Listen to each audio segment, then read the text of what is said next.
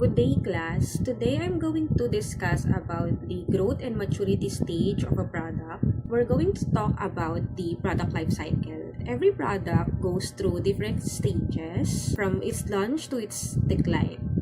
Two of the most important stages are the growth stage and the maturity stage because this determine if a product will achieve long-term success and profitability. In the growth stage, demand increases, sales grow, and competition becomes stronger.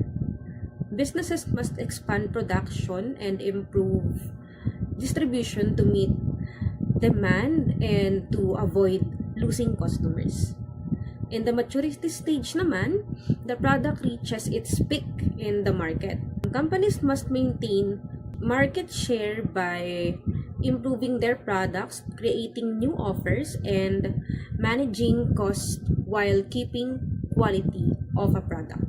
Understanding these stages helps businesses increase sales, keep customers loyal, and extend the product's life. To stay competitive, companies must adapt, innovate, and remain open to changes, especially when it comes to technology. Now, let's discuss about the growth stage, rapid increase in sales and market expansion.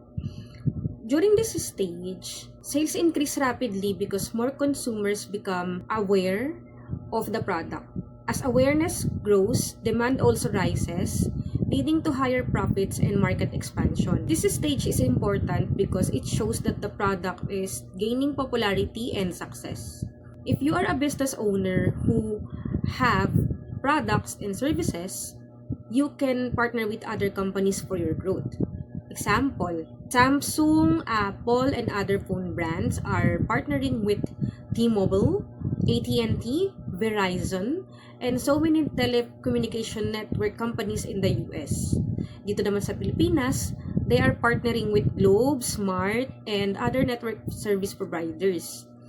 They're doing it to have rapid increase in sales, market expansion, and also they offer their products to other companies para nag-i-increase yung distribution channels nila. Next is rising competition. In this stage, as the product gains popularity, competitors begin to introduce similar or improved versions to attract customers. This increases competition in the market and pushes companies to innovate and improve their products.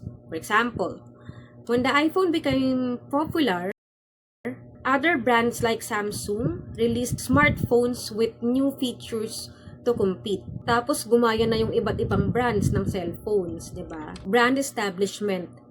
How did Apple establish their brand? They focused on innovation, premium design, and marketing. Di ba nakilala ang Apple when they started their iPhone products na iPhone 4? Tapos nagkaroon sila ng iPad, MacBook for laptops, pati Apple Watch.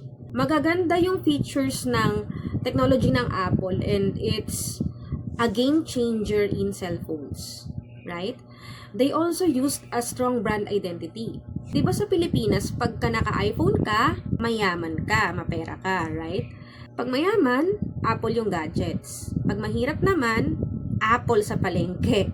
So, they used brand for social status ng isang tao. Pag naka-Oppo or Infinix ka lang, isa kang slap soil.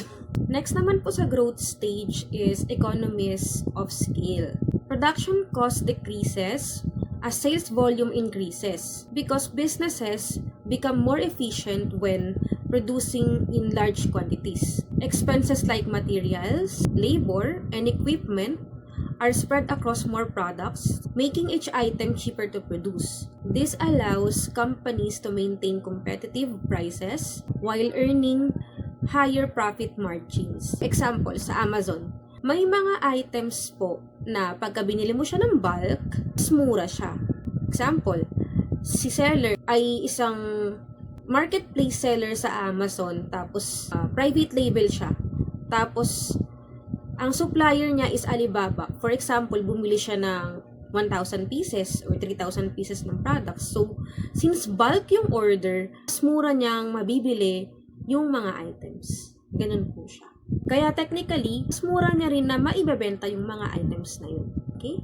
There's also challenges in growth stage. Intense competition. Pagka nag-grow ang isang business, nagkakaroon din ng intense competition sa market. For example, sa shoe market, madaming brands yung nagko-compete sa shoes. Katulad sa Nike, they have Air Max.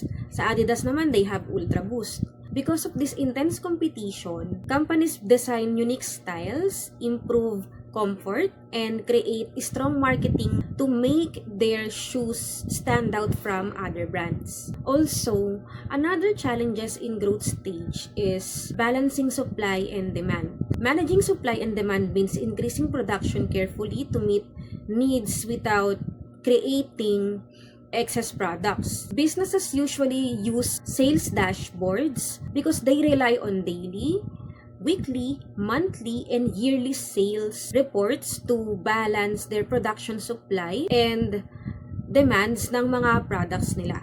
Example, ang monthly sales range ng item ay 3,000 pieces lang ang mga bumibili ng mga customers per month.